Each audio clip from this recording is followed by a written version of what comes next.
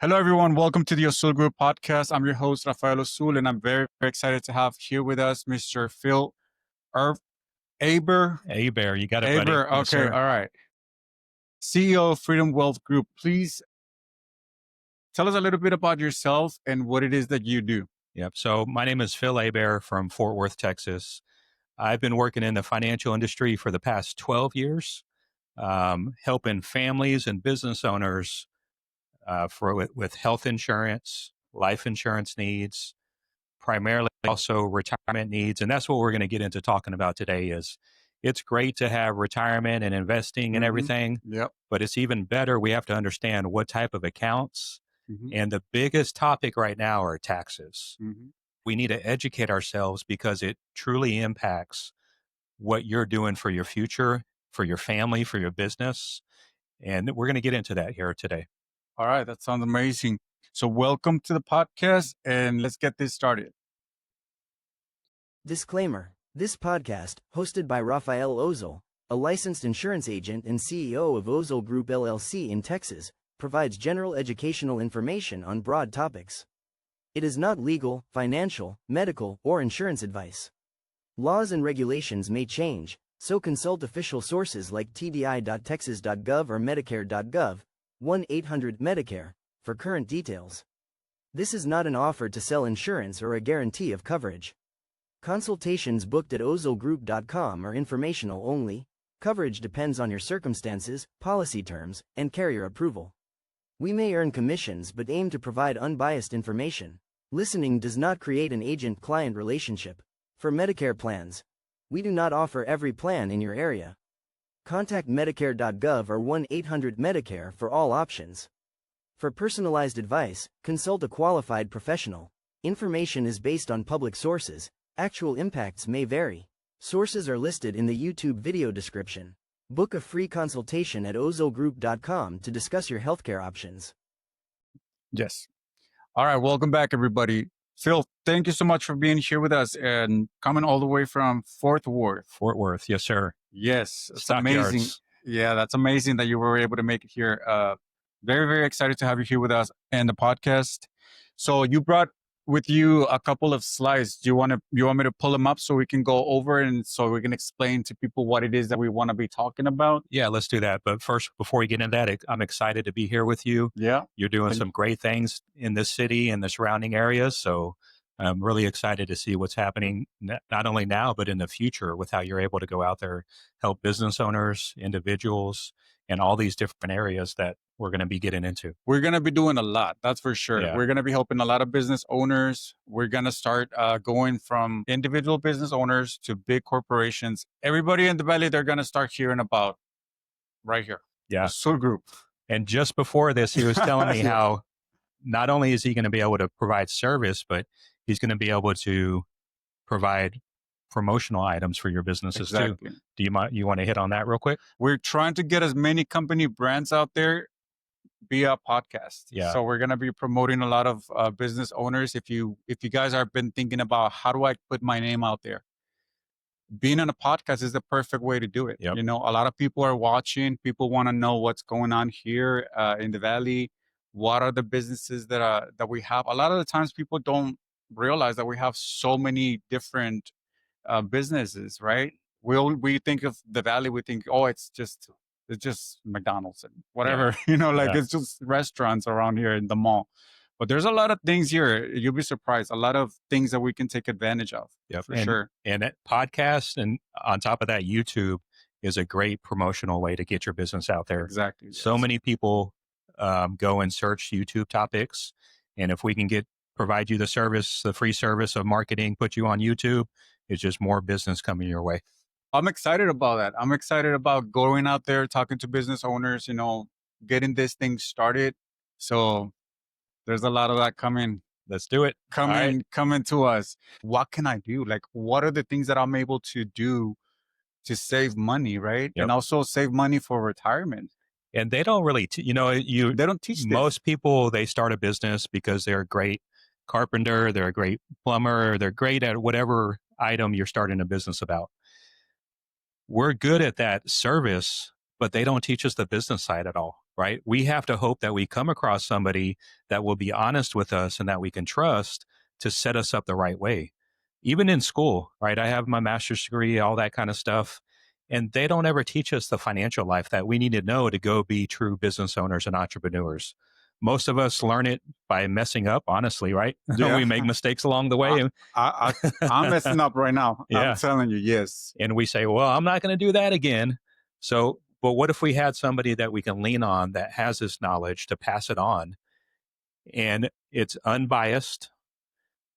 We can give you the true knowledge that you need to really accelerate your business, because running a business is great, but the ones who make it to the next level are those who understand the tax game, how to leverage money, how to leverage other people's money. And that's really, we're going to hit on the tax side of it as well. Mm-hmm. We are not CPAs, just to be transparent. Make sure you run all this by your CPA, just as a disclaimer. Please, I'm gonna have to put a disclaimer before we start because I'm not a CPA, Exactly. but we're trying to give away really good information, right? And your CPA is one part of your team. You should also have a knowledgeable advisor, financial advisor, and those people should be working together, collaborating to make sure that we're understanding the tax laws, and then you're also utilizing the types of plans that your CPA tells you about. Yeah. There's a lot of tax strategies and things that like I've never heard of. Like, people, if you go to a CPA, they'll tell you like, look, you can do this, and this, and it's deductible, right? Or what is it? Tax deductible, tax whatever. deductions. Yep. Tax deductions. Yeah. So there's a lot of things that I'm gonna be learning here with you, Phil. So yeah, let's pull it up. Let's see what we can. Let's see what we have. All right. So this is our first page. I see a little house here. What is this about? So you may have seen this diagram before. It's out there, but this is your financial house. All right. This information right here, this really hits everything that we need to know, financially speaking. All right. If you think about a house, a structure of a house, what's the most important part to a house? I would say foundation. The foundation. You have to make sure you have a good, solid foundation to a house, to any kind of structure on a building, right? Mm-hmm. Well, the foundation to us is called income protection. And really what that means is life insurance. All right. A lot of people run from life insurance, but life insurance is a tool that needs to be used the right way. You may or may not need life insurance, right? If you have $1 million just laying around, you don't need $1 million life insurance policy. But if you don't have money laying around, you have to have life insurance to a certain degree, because if something, God forbid, something happens to you tomorrow, your family needs to be protected to continue to carry on their lifestyle, right? So that's the importance of having the right kind of life insurance. Now, you want to make sure, I said the right kind of life insurance, you need to make sure you have the right kind. There are different policies out there. There's different types of terms that we hear out there, marketing terms that catch your attention. So make sure you're running this by a knowledgeable financial agent like yourself, Rafael. Yes, sir. So that he can look at, you can review these with your clients to make sure, are you in the right kind of life insurance policy, or are you just wasting money? Here's the biggest thing that I see. People get life insurance from the bank. Yeah. And many people don't realize those are accident-only policies. Right. You go walk into the credit union, they try to sell you a life insurance policy that's only going to cover you if you pass away due to an accident. It's not going to cover you to a heart attack or any kind of health concerns. But many people think that I'm paying $50 a month for $500,000 of coverage. They don't realize in 10 years that policy is going to go up to $500 a month, and they're not going to be able to afford it. So you need to make sure, do you have the right kind of life insurance policy? Is it going to cover you with in the right kind of death scenarios? Yeah. Because we don't know, right? It's all in God's hands when we're going to pass away, but we need to be prepared and plan the right way. So after all that, after you lay the foundation and you make sure you have the right kind of life insurance, or find out if you even need it, like Rafael can run the numbers to see, do you really even need life insurance? Right? Yeah. You get an idea to say, hey, you know what? At my age, I can get this type of life insurance for this much. Most common thing I see is people say, the most common amount I see is $250,000 of coverage. Yeah. but why do you need 250,000? Right? I have clients that will say, I need $1 million life insurance policy. Why do you need $1 million? We can get you $1 million, but it might be $300 or $400 at your age a month. Right. Do you really need $1 million? Let's think about how much income do you make? How much in expenses do you have? And let's get you the right amount of coverage rather than throwing out $1 million. Like you said, 250,000, and then have maybe a policy that's going to grow. It's going to create some money for retirement. Yep. It's very important for them to sit down and actually find out exactly what the long term is. Yep, exactly. And really hit that, like not just be like, I just want it for like 10 years. And in some scenarios in my work, some other scenarios, it'd be better for them to actually look into the long term and really get that life insurance that is going to give you some money for retirement. Exactly. After we lay down the foundation of income protection, then look at that house and look at the walls, right? Yeah. The walls, we got to think about having an emergency fund. Mm-hmm. Do you have the right kind of emergency fund? If something happens in your financial lifestyle, do you have enough money set aside to be able to cover all your bills for 6 months? Debt elimination, stay out of debt. Debt is actually a great thing if it's leveraged the right way, right? If you're a business owner, you have to leverage debt the right way. Mm-hmm. But if we're getting debt like credit cards at 20% interest, that's not the right kind of debt. So get rid of that stuff. And if there's actually strategies where we can get you out of debt 5, 10, 15 years sooner using certain types of plans, right? So if you're in a debt scenario and you have credit cards and loans and things like that, talk to Rafael and we can actually run you an analysis and show you how long is it going to take you to get out of debt according to what you're doing now. And by using a different plan, a different strategy, we can show you how to get out of debt 15 years sooner in some cases, right? That's pretty good. Yes. So we have emergency funds, debt elimination. You hit on health insurance. That's a huge topic. A lot of the times you don't know. So health insurance is really, really important because you never know when you're going to need it. Yep. Maybe you're bumping into a car accident or whatever happened, you have to go to the hospital, right? Exactly. You end up in the hospital, not by choice, but because of circumstances, right? You're there, you already know that it's going to be a big, large bill that you're going to have to pay. Yeah. And health insurance is actually, I think, is very, very important for everybody to have it. But this is the biggest year I've ever seen in health insurance as being a popular topic because what's going on in the government. Yep. Everything's changing in 2026. Yep. So people are used to having free health insurance. There's still free health insurance out there, but you have to have somebody like you that can search all the right plans to get you the best plan for that person. Right? Business owners are getting bombarded with health insurance costs going up. And this is a good time period, like change. Nobody ever likes change. Yeah. But this is a great time period where we need to be open to listening to different options, embracing that change, because whether you like it or not, things are changing right now. And if we don't adapt and look at all our options, we're going to be paying more than we really need to pay.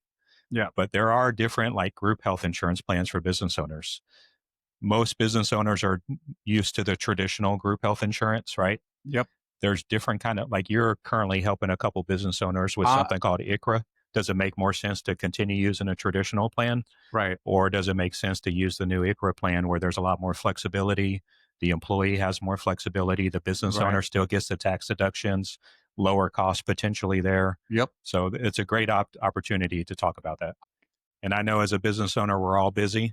Yeah. We don't really have the time to look at this. So that's why it's even more important to work with you to be able to look at those options. So on top of that, we're thinking about all the important stuff of being a grown-up, right? We hit emergency funds, stay out of debt, get rid of the wrong kind of debt, health insurance, long-term care is a big topic in the future. Yeah. How are we going to pay for a nursing home? How are we going to pay for, many people don't think part of the retirement game plan is when I get sick, somebody's got to take care of me. Do I want a nurse come into my home where I'm comfortable and I have the most peace? Or do I want to go to a nursing home and have to pay those costs? Both are expensive, but how are you going to pay that cost and plan properly? It's got to come from either a long-term care plan you set up previously, or it's got to come from your own retirement money if you don't have the right kind of And it's insurance. expensive. Long-term care is super expensive. Yep. And it will eat up your savings like crazy. Yeah, big time. Big time. That's So, a big area that people miss in retirement planning. Yep, that's true. On top of that is short-term savings. That's things like saving up for a car, saving up for college education for your kids, maybe buying a house. Yep. But long-term savings is really where we sit down and analyze and help people out.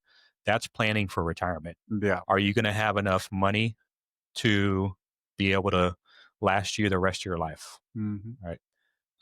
And then what most people don't think about is, what kind of tax solutions do I have to take advantage of to keep more of my money? It's not about having a retirement account and saving up $500,000. How do I keep that money from going to the government and allowing me to use it? So after all that, right, if you look at this house, then we get to the fun in the games, right? Yep. But let me ask you, Ruff, where do you think most people start in that diagram? Which one of those items do you think they start at? I think they start with the fun in the game. Exactly. Everybody, okay, let's have some fun. Yeah, you graduate. Think about it. You graduate high school. You're an adult. You get your freedom. Let's go have some fun. Let's play games. Finally, right? I'm out of college. Let's go have some fun. Yep, that's true.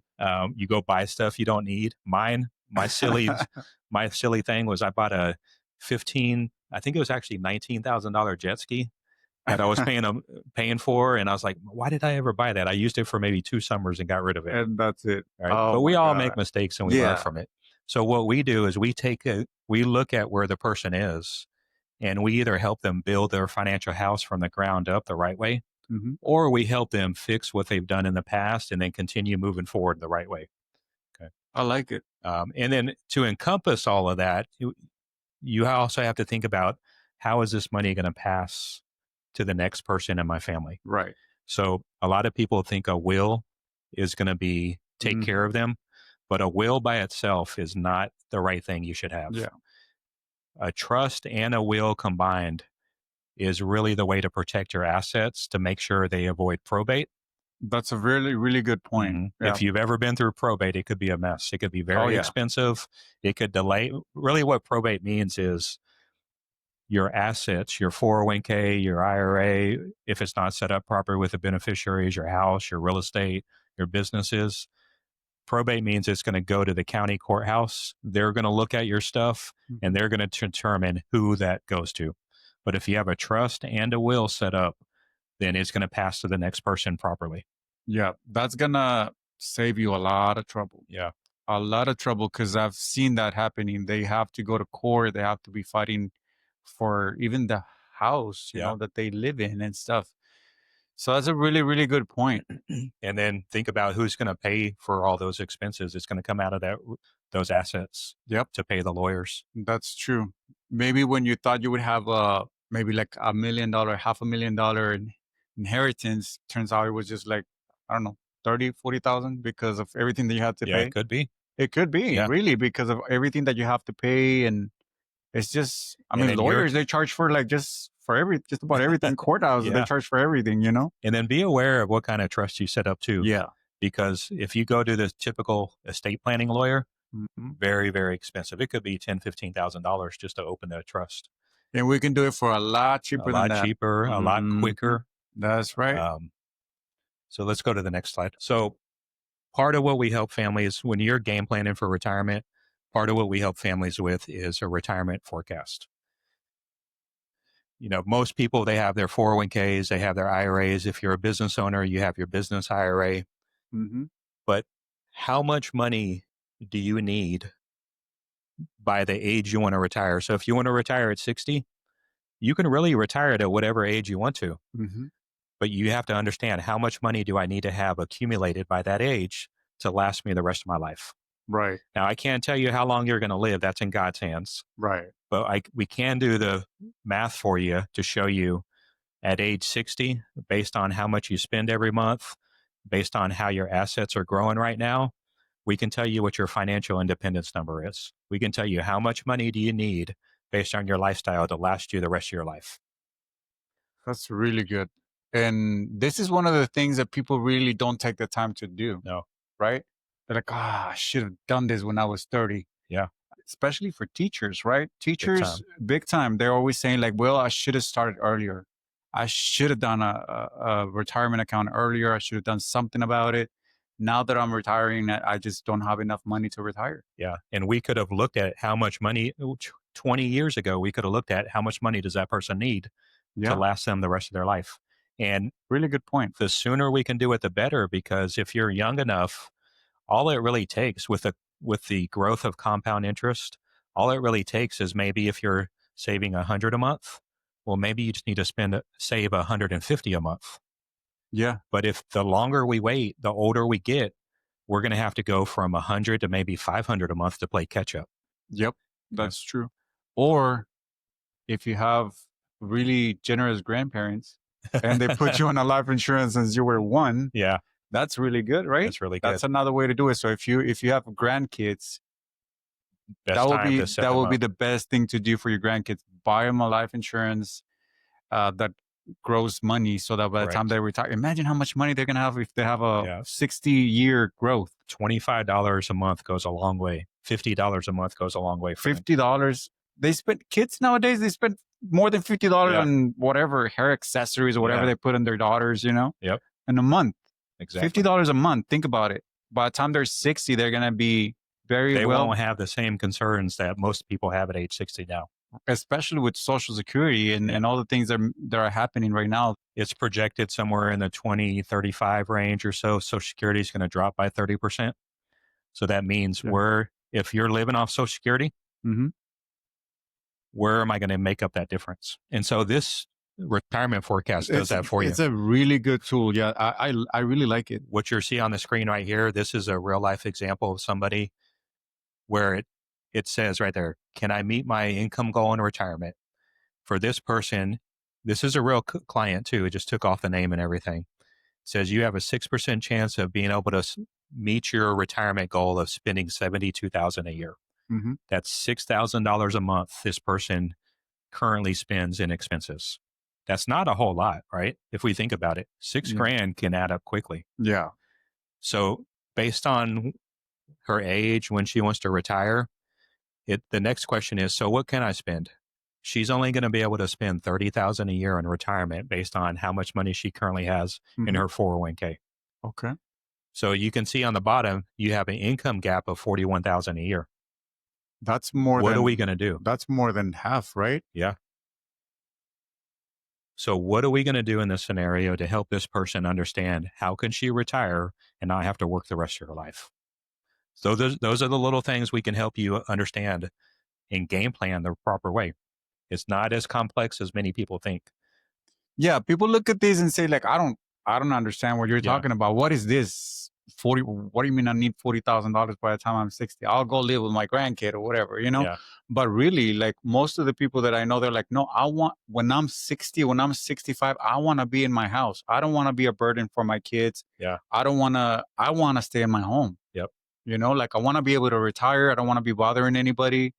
I just want to have, I just want to be okay. And that's really what we're trying to do. We're really trying to help them be okay. I mean, maybe if you want to have a very luxurious life, okay, fine, we'll get you a bigger policy. But it really is about being okay. We're trying to get for you to be okay by the time you're retired. Let's be comfortable. Let's enjoy the quality of life. Because if you don't plan properly, and people laugh about this when I say this line, but it's true. If you don't plan properly and you don't have enough money saved up by the time you retire, what are you going to do? Like if you got to think about, what am I going to get rid of? What am I going to cut out on a monthly basis? Maybe I'm going to get rid of my Starbucks that I spend on, which that should be a good thing. Get rid of that, right? Or do I have to get rid of electricity and start burning some candles, right? Right. Right. Do I have to get rid of the water bill? Like if we don't have enough money in this scenario, what are we going to do to make the change? Why don't wait until you're retired? Right. $50 a month, $100 a month, or maybe just shifting the type of retirement account you have to get better performance or tax-free money could be a huge difference. And whether you're young or whether you're 5 years from retirement or in retirement, there's small adjustments that can be made that can really benefit you. That's really, really interesting. And another thing that people don't realize, they think that by the time they're 60 or 65, their electric bill is going to go down. No, Or your payments are going to go down. It's basically the same, right? Like, I mean, unless you already bought your car, you paid your house, but you still have to pay taxes. Yep. You still have to buy groceries. You still have to buy gas. You know, like you're still making a lot of expenses, really. Yep. Here's the thing that we were told growing up. And, you know, if you're watching this, think about your scenario. We've always been told, put your money into a 401k. It's going to grow tax deferred. So you're not going to pay taxes now. When you get to retirement, this is what we've always been told. Your income during retirement is going to be lower, right? Mm-hmm. Most retirees now are experiencing their income never changed. Yep. It's either the same or it could be higher. Yep. So that story of put all your money into a 401k, let it grow tax deferred. When you're in retirement, your tax rate will be lower. That's not always the case. Yeah. A lot of people have the same expenses. They have the same income. So they're in the same tax bracket. So we're finding out that myth of 401k is the only solution is not really what it turned out to be. Yeah. Big shocker, right? Big shocker. Big shocker. You're 65. You're like, what happened? Yeah. I was supposed to have really low bills and live happily ever after, I guess. Yep. And why do we want to have low bills? So what if we can maintain the same lifestyle? Right. And we're not talking about yachts and boats and all this. We're talking about being comfortable. Right. Having an income of a 6-figure income that continues to pay us and not struggling. Why do we want to bring our, everything down to maybe poverty level when we could be comfortable? I agree. I really like this. Thank you, Phil. I'm actually learning a lot from all of these information you're giving us. And it really does open your mind and your perspective to really just take the time. Yeah. Especially people like my age, 30, 40 years old. They're like, okay, like I don't need to worry about retirement. Like, what are you talking about? I want to go to Paris. I want to go to, I want to go have fun or whatever. Yeah. It really is like, you really need to start thinking about this, because if you could put $100, $150 aside every month, you're not even going to feel it. You could still go to Paris and have fun. Yeah. You could still go to New York like you guys did and have fun. And have fun. But you at least did the assessment and you know exactly what it is that you're doing something about it. Yeah. And I think it's more of the unknown. That's just human nature. I've done it too. We avoid things because we're like, oh, it's going to be worse than it really turns out to be. And once we do it, we're like, oh, that wasn't so bad. Man, I should have done that 5 years ago. Exactly. Right? But that's just our human nature, is we want to avoid it, put it off as long as possible until it causes a big issue. That's true. Mm-hmm. You could be in a situation where your scenario looks great, where if you notice on the bottom right, it's going to say you have an income gap or you have a surplus. But we can always find out, right? We can always sit down with our client and say, like, let's take a look. Let's find out. Do you have the gap that's red, or do you have the surplus that's green? And then from there, you can decide. Our whole goal for a family, business owner, whoever it is we just want to take a look at what you're doing and what have you been doing. If you're doing everything right, we're going to tell you, keep doing what you're doing. There's no need to make changes if your scenario looks good. But if there's room for improvement, we're going to show you what options you have. We're unbiased because we're independent agents and advisors. So we can offer all the different accounts out there. So it doesn't really matter what we help you with or if we help you at all. We just want to educate you. So we're going to tell you, are you doing right? If you're not doing right, what adjustments can we make? And then we're going to educate you so you feel confident about what you're doing. Because a lot of times people will meet with agents and advisors, and that person will try to sound too smart, right? The agent or advisor will try to talk above them, and then it just confuses people. Yep. It doesn't have to be that way. We're going to educate you so you feel confident about what your options are. And then from there, you do what's right for your scenario. I always say, be aware of meeting with somebody who tries to force you into or only talk about one way or the other. One product, right? One product. Yeah. You got to be aware of that type of agent. Really, really good point. A lot of the times people go to the bank, right? Yeah. One way, right? They don't realize that banks are limited in what they can offer, actually. They only sell what Chase Bank offers. Right. They're not going to educate you on a different type of product, because that advisor at the bank don't make money off of that. Exactly. So be aware of who you're working with, whether it's, and I don't want to bash anybody, so you'll know who you're talking to and what they come across as. But if they're pushing you one way or they're saying this is the best thing to do, Mm-hmm. honestly, it comes down to the client, the family, and their personal preference. Yeah. We're going to get into tax talk in a minute, but some people think taxes are not going to go up in the future. Some people think that they will. It doesn't. It's not my preference. Mm-hmm. It's what does that person I'm meeting with feel? And if they don't think taxes are going to go up, then fine, let's talk about the right strategy for your preference. Right. Okay. So this right here, this is a picture of basically where you can put your retirement money. You see, and I'm not talking about real estate or buying businesses, just the traditional types of retirement accounts. Huh? But everything where you see from the word bonds to the left, that is all types of accounts that have risk associated to it. Mm-hmm. You can grow money, but you're also going to lose money. All of these type of accounts have a purpose. It's just what is best for your scenario, because we can't compare your scenario to the person next to you. They're completely different. Exactly. So where it says the word cash to the right, those are all items that have very, very, very low risk.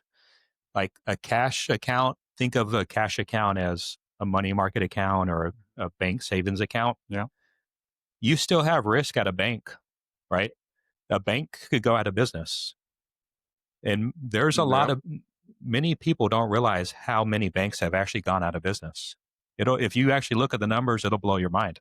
Mm-hmm. Banks aren't as secure as what we think. And if you've ever heard of the FDIC limit, the insured limit, banks only insure your money to a certain level.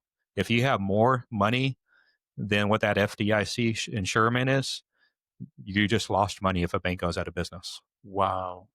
And most people don't realize that. They're like, oh, I'm going into a brick and mortar building, Chase Bank or Bank of America or whatever. They got Wells Fargo. They got me taken care of. Mm-hmm. But a bank could go out of business. And if you have more money than that limit, then they're not going to give you your money back. Yeah. I mean, it's your loss. Yep. And like 2008, when all the banks were going out of business, mm-hmm. banks were shutting down and people were not in a good position. Yep. So just understand how the game works and make sure the game is being played to your terms. Okay. I agree. So if you look at where the mutual fund word is, I just use that as the example of that's typically where your 401k is sitting. A 401k is like a combination of stocks, bonds, and other types of investment accounts. Mm-hmm. So depending on how that 401k, or it could be a traditional IRA, mm-hmm. could be a SEP IRA, it could be a Roth IRA. Those type of accounts have growth, but they also have loss. When you turn on the TV and you see the S&P 500 is doing good, all of those letters on the bottom of the news, it's all red or whatever. Yep. That's what. Then you're losing money. Wow. Okay. Over time, these accounts have a certain type of performance, and as long as you understand how that game is played, this could be a beneficial account for you. Yeah. But if you have the preference where you don't like that up and down and you don't want to deal with it, you just want to have the peace of mind, mm-hmm. well, let's find you safe money. And I don't promote one over the other because we offer all those things actually. Yeah. It's what is your preference? So if you're okay with the left side and you understand and you're in the right type of well-managed type of account on the left side, mm-hmm. then have at it. But what's more and more common these days, is the right side. So cash, you don't want to stay in cash position too long because you don't get a whole lot of growth. Right. CDs are kind of a thing of the past. Back when I was a kid, my grandparents told me to go open a CD, but they were giving you like 12, 13, 14, 15% return then. Now we're lucky if we get 3 to 5% return right now. Yeah. A couple of years back, they were only given 1 or 2% return. So CDs are kind of a thing of the past. What's more and more common are the far right boxes, fixed annuities, but more importantly, indexed annuities. The index annuity, you get good growth when the stock market does well, no loss. And then also we can set it up where there's no fees either. So you keep more of your money. And a lot of people will say, hey, Phil, I heard annuities are bad. I'll say, I agree. It depends on what kind of annuity you're in. And does it meet your goals?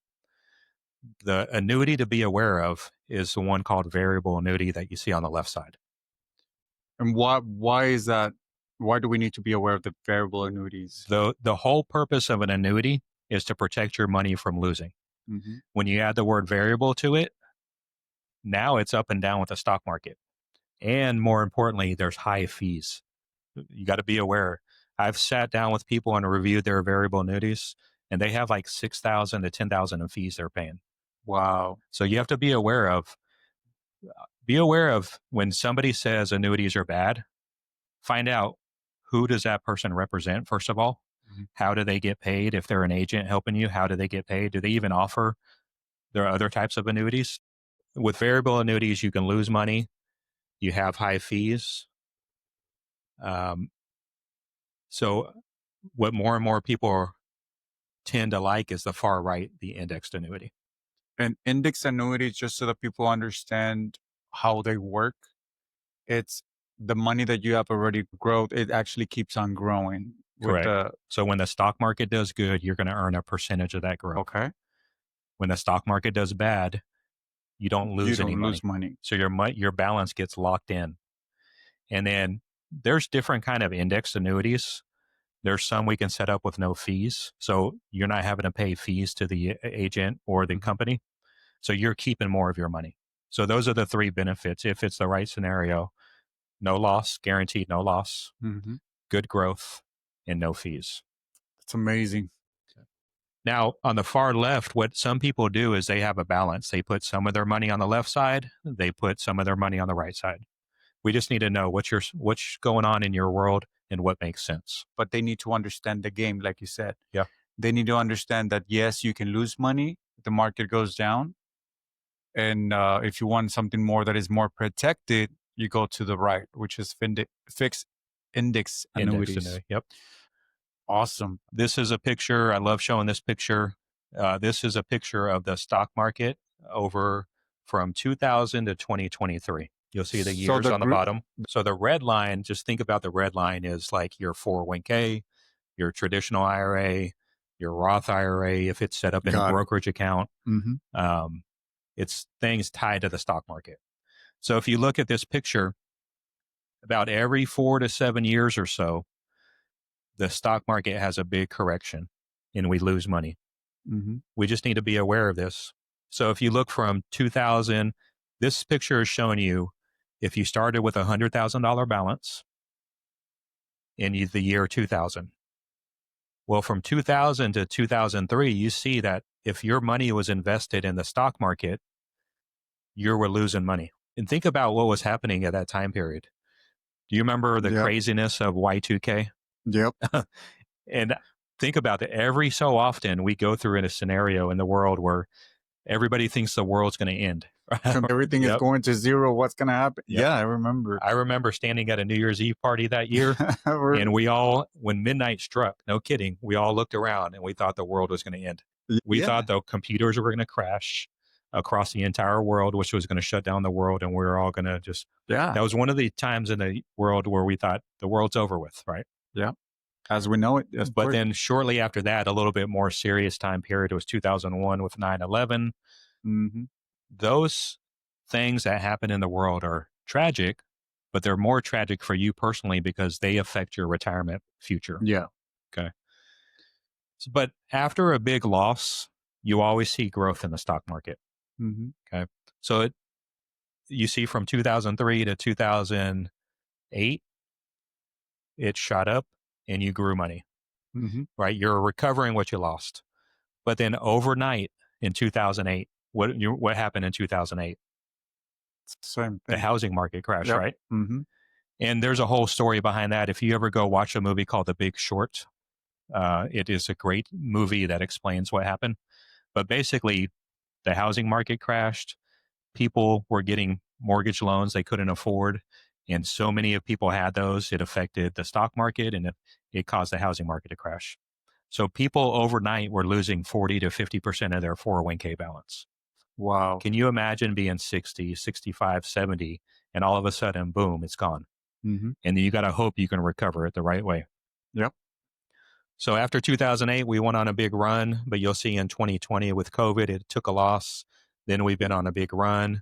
2023, there's another loss. So it's fine. We just have to understand how this game is played. That's the uncertainty that you have to live with if all your money's invested in the stock market. Right. Okay. If you're okay with that, leave it alone. We're not here to tell you one way is better. Right. Just understand. The green line is the index annuity, where when the stock market does bad, you keep the same balance. They never lose money. Never zero. They'll never lose a penny. When the stock market does good, you get a percentage of that growth. Then in 2008, if you had this account, you don't even care what's happening money-wise because you got the peace of mind. You're never losing money. Your money's safe. Yeah. And then I know over the long term, over 23 years, it all kind of equals out. But just think about when you're in your retirement, do you want to be concerned with watching the TV and saying, man, how much am I losing today? Am I going to get it back tomorrow? Do we want to trust the government and the economy to determine our peace of mind? That's very true. So I always ask a couple questions. I'll say, Mr. and Miss Client, with understanding how this works, do you want the red line or the green line? And what do you think they say? They say they want the green line. The green line. Yeah. And then I'll say, like, Rafael, if you had superpowers, think about it. Your 401k, you're either going to grow money, you're going to lose money, or your account's going to stay the same. Just picture those arrows. Yeah. If you had superpowers, which one of those arrows would you get rid of?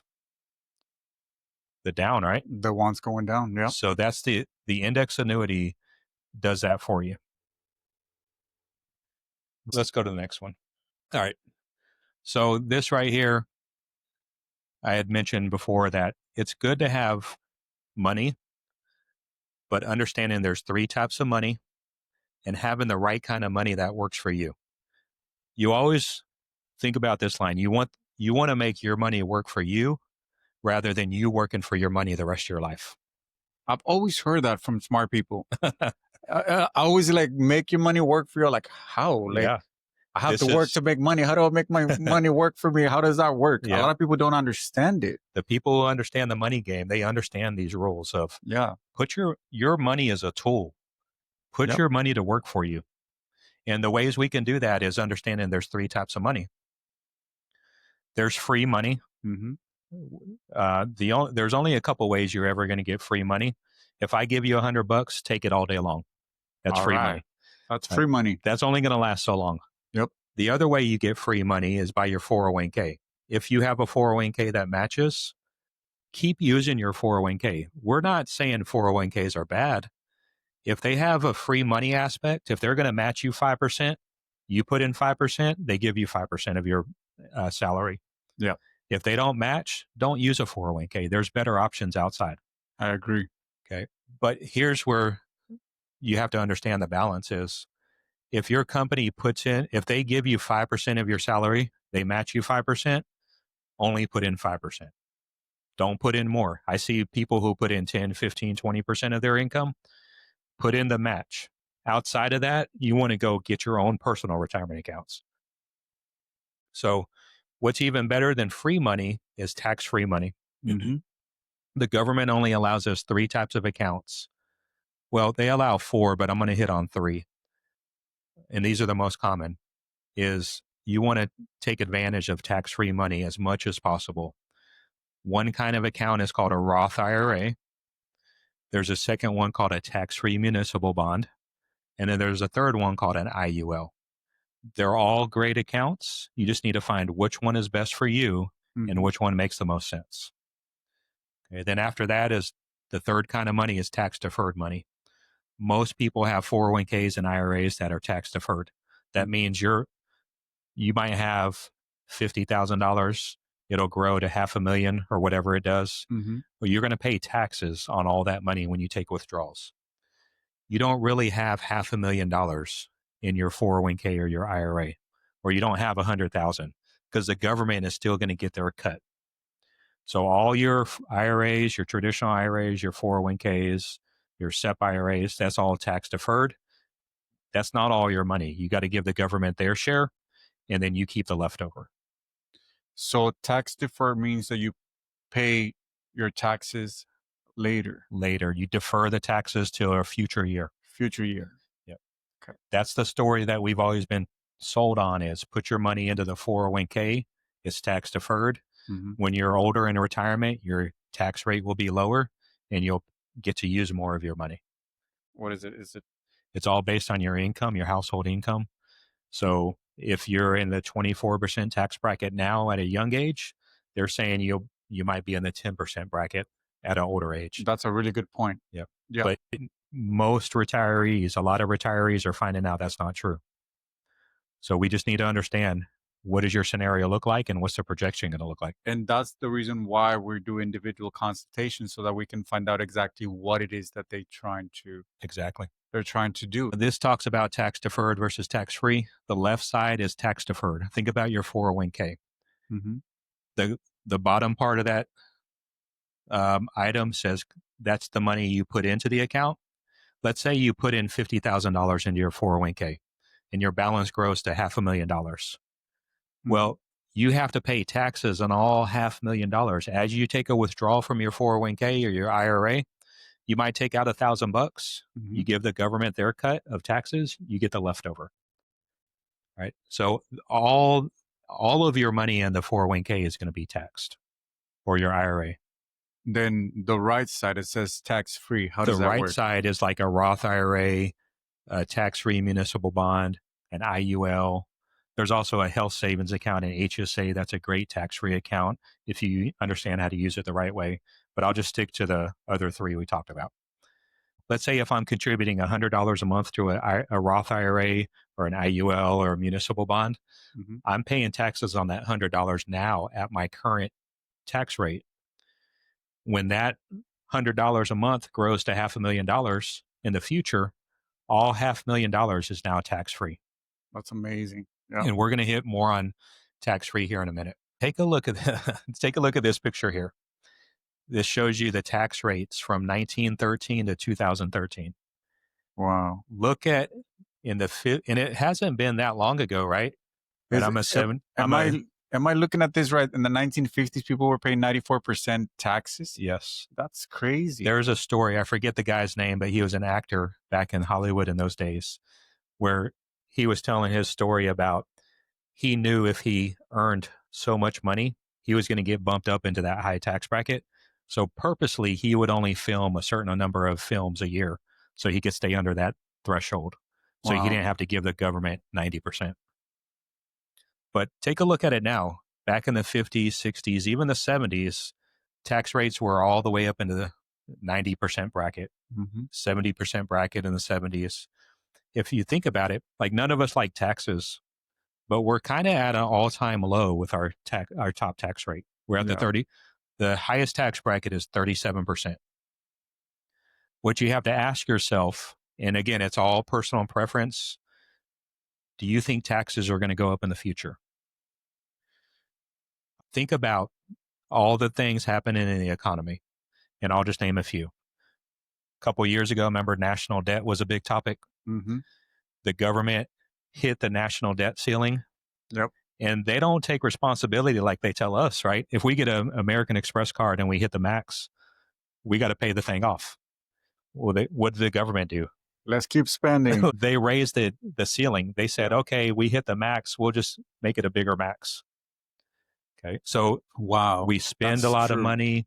The government borrows a lot of money from other countries. They loan out a lot of money to other countries. All the tariff talk now, interest rates, all that stuff impacts tax rates.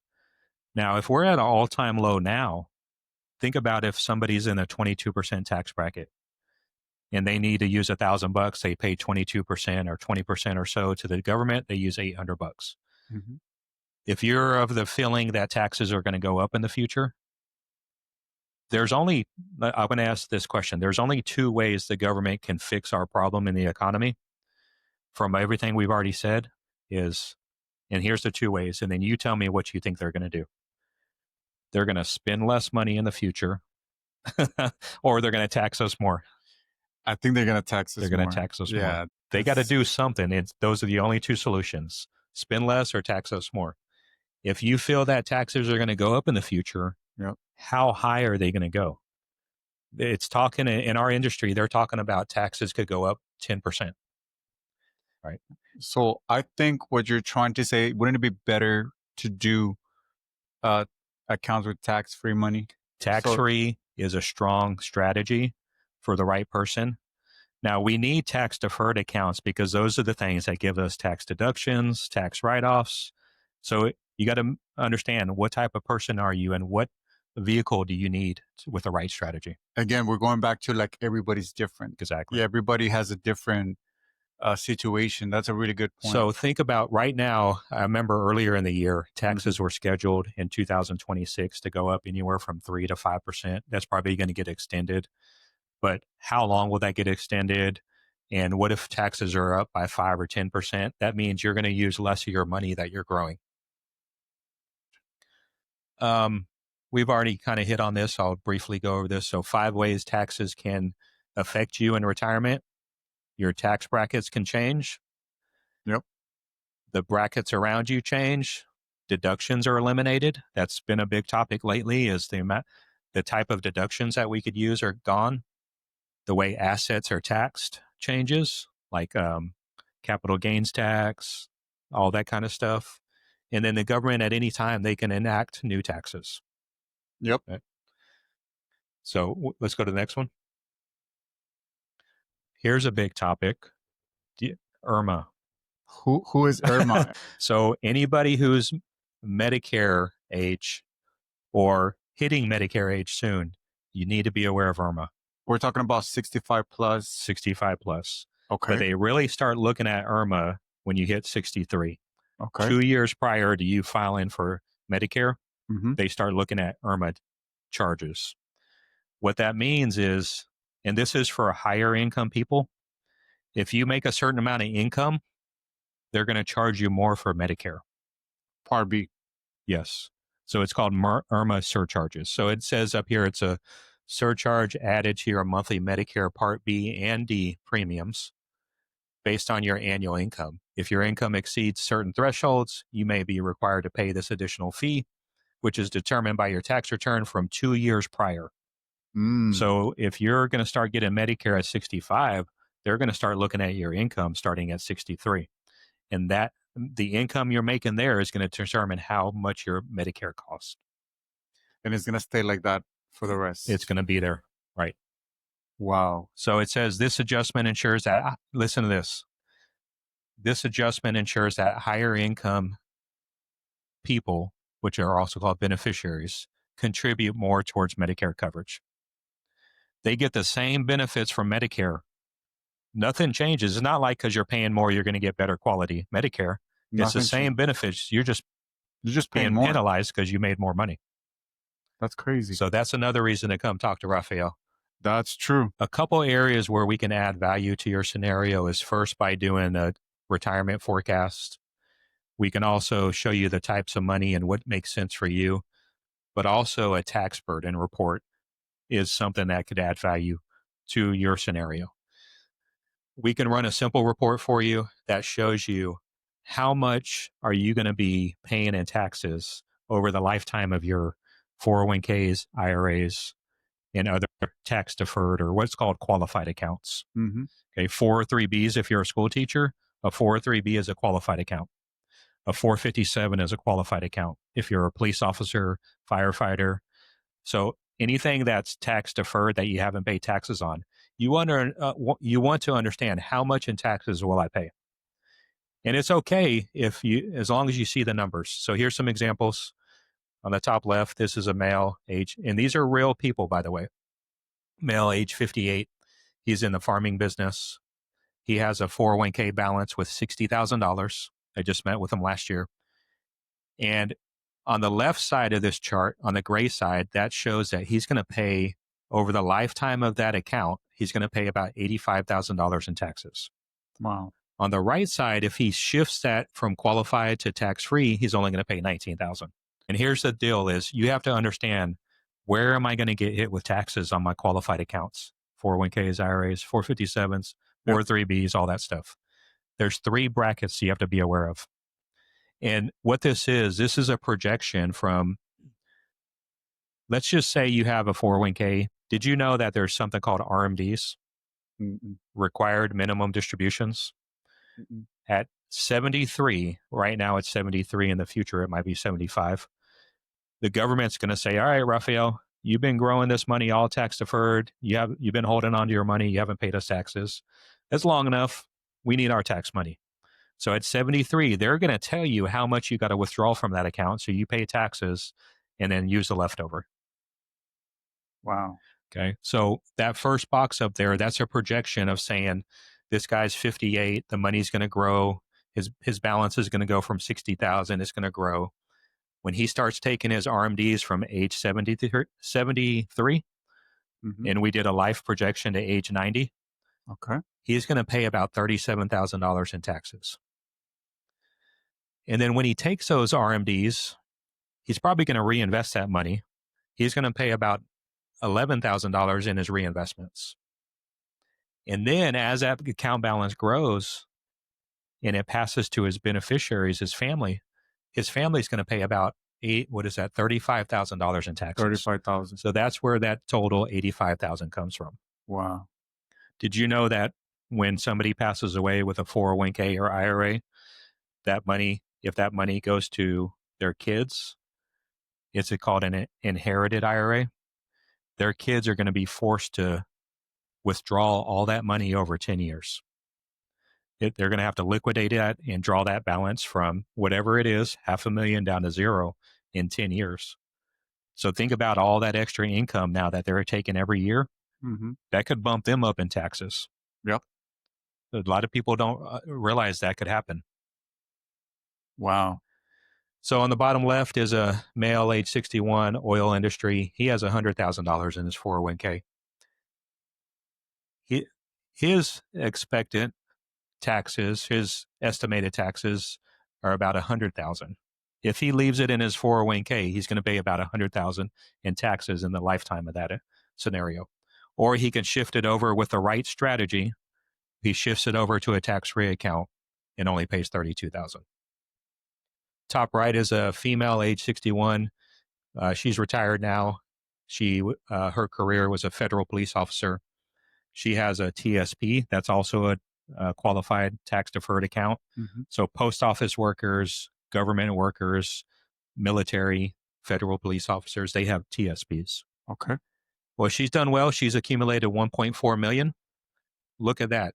Over the lifetime of her account, she's going to pay over $2.2 million in taxes. Wow. Okay. Now, if she does the tax-free strategy, she's going to pay $300,000. Still a lot in taxes, but do you want the left side or the right side? And then the bottom right is a male, age 62. He's a firefighter. All firefighters have 457s. Most of them do. Well, he has $600,000.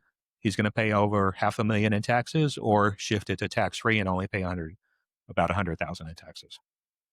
Just looking at this charts, I can only think about how many people we can help. Yeah. So many people that don't even know that they're able to do this much. Nope. Why? Because they're like, I'm fine. I mean, I got my 401k. I'm fine. Yeah. And it's just people don't talk to us about this. Right. They don't educate us.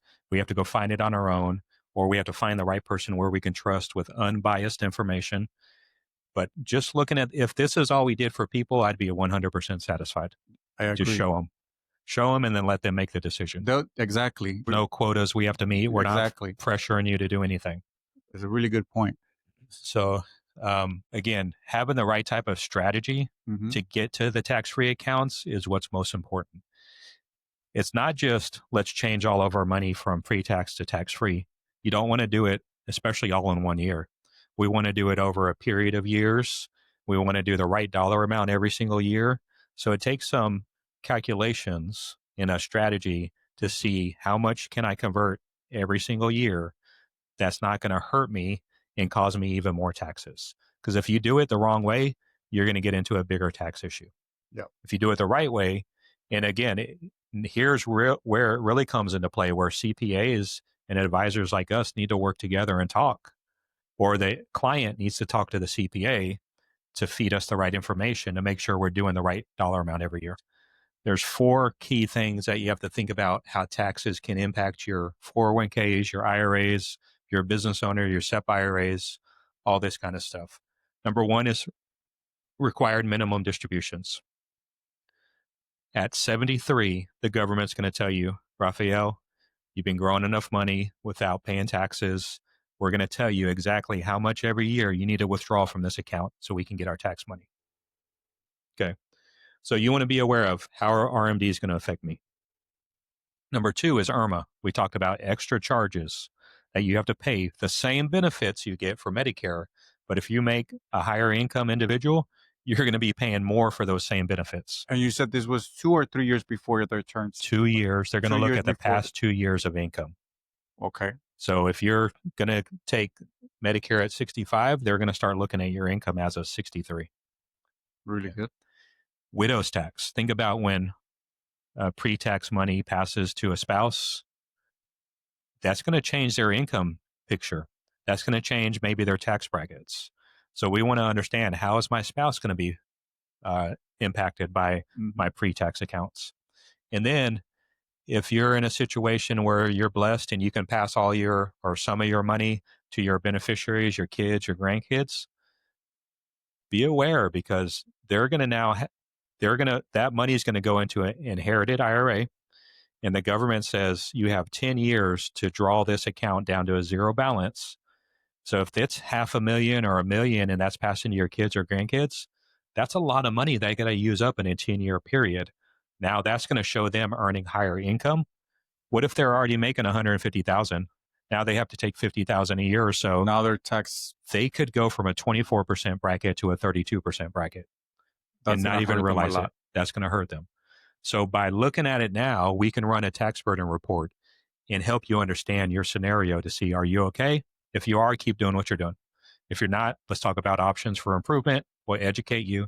Then it's up to you what you do. So again, we're not CPAs, so definitely run these topics by your CPA, and they'll tell you what you can do and what you can't do, because they need to tell you. They keep up with all the laws, and everything changes all the time. Mm-hmm. So here's some top items that you can do to make the amount of taxes you owe as a business owner less and keep more of your money. All right. So we got deducting home office expenses. If you could go to the next one. Tracking your auto and your mileage deductions are huge. Okay. Right. Now, I am understanding that you actually get more deductions by tracking your mileage rather than tracking how much you spend for gas. Okay, so you can get one of those apps on your phone. We used to use Road Warrior. I know there's some other ones that are available, but you can turn those on. It automatically turns on when you start driving. At the end of the drive, you swipe left or right, and it'll allow you to say, is this a business drive or is this a personal drive? Very simple tip. It's really good. Go to the next one. Deduct your startup costs. So if you guys help people form LLCs, right? Yes, we do. Yes. Does that cost money? Yes, it does. So that's a tax write-off. All right. So make sure you're keeping those receipts. Bonus depreciation that's again a CPA expert type of topic. We can go to the next one. Meals, business meals. When you meet with your clients, prospects, or employees, business being discussed, that's a business meal. Even with your employees, even with fellow business partners. If y'all talk about business, keep that receipt. And one of the things that I've learned I've never thought of this, and I feel like I should say this. A lot of the times we're like, I know I have the receipt. Yeah, I have it. Give me a minute. Let me go look for it. I know that I kept all of those receipts. You go and look for those receipts. They're all faded. So what do you do? So what you do, you create an email account. Yeah. You take a photo and you send it over to that email. At the end of the year, you have all of these emails with all of your receipts. Just put a subject, I guess, food expense, or is the smartest thing to do. You just email yourself to an account that's specifically only for your receipts. Yep. We're staying in a hotel on this visit, and I asked the lady to email me the receipt. I'm going to drop that into a folder that's called 2025 taxes. There you go. That's really actually really, really smart, because it has happened where like I know it wasn't like, I know this is a receipt. I just can't see anything from it. It faded. you know, like it's not a winning lotto ticket. And I just don't remember how much it was. It's all faded. You know, like those, I guess, I don't know, they fade over time for some reason. So it's very important, like for actually to keep track. Just send it to you, Yeah. and then it'll be easier for you to actually send those documents over to your CPA at the end of the year. Yep. If you ever get audited, hopefully you don't. It's all there. Just there. Exactly. Phone bills, internet bills, that's kind of given with home office expenses. Let's go to the next one. Health insurance premiums is a big deal, so keep those. You can deduct health insurance costs to a certain degree. And this is what we're talking about on this topic is how do small business owners take advantage of the tax game? So exactly. Self-employed people can write off their health insurance premiums, dental, vision. If they have health insurance for spouses or dependents, make sure you're talking to your CPA if you guys aren't talking about this. Exactly. Business travel is huge. Again, you see again there 50% of meals. Now these numbers could change, but make sure anything you're doing, take a picture of that receipt and put it as an expense at the end of the year. Because if you make $400,000, you don't want to pay $400,000 in taxes. I agree. We want to how much an expense is. That's what we get incentivized to invest back into our business. Yeah. There's business owners. If you think about all the high-end business owners, like Elon Musk and all them, the reason that you hear they don't pay taxes because they understand how to leverage their money. They understand how to leverage debt, how much to put back into the business, how to take loans properly, tax-free loans. All right, write-offs. Next one, personal educational cost. If you got to get any kind of certification, any kind of online courses, those are write-offs. Yep. All this stuff adds up. Here's a big one. There's been 2 strategies that are very simple that have helped me apply to my business over the years, and this is one of them. Retirement plans for a small business owner. All right. Now, if you're providing a 401k to your company, great. That's a tax write-off for you. But some people aren't to that level to where they can do a 401k or they don't want to because there's a lot of compliance and a lot of regulation behind the scenes. We can help you with other types of retirement accounts. One very simple thing is called a SEP IRA. Right? Okay. What is a SEP IRA? A SEP IRA is it's a business retirement account. You know, like you have a traditional IRA, you have a Roth IRA for individuals. A SEP IRA is a type of retirement account that's specifically for business owners. Now, on a traditional IRA, it's great, but you can only put in, I think this year they changed the level to $7,500. They just came out with new contribution. Every year it goes up by about $500. So I think it's at $7,500 now. You can contribute into a traditional IRA as an individual to bring your taxes down. Well, as a business owner, you may need more. So a SEP IRA allows you to do up to a higher limit, in some cases all the way up to $70,000. So think about, instead of sending $70,000 to the IRS, you're putting $70,000 into a business retirement account, an IRA, and now you're bringing the amount of taxes you got down. Yeah. You got 2 options, right? Either you pay taxes, you pay it to them, or you keep it here and you bring your taxes down. So, and now with a SEP IRA, we can set it up in a few different areas. If you think about that risk tolerance chart, we can set it up as an annuity base. We can set it up as a brokerage base. Don't let people say one way is better than the other. It's your personal preference. It's what works for each individual person. But make sure you're taking advantage of it by the cutoff dates. That way you can claim tax deductions for 2025.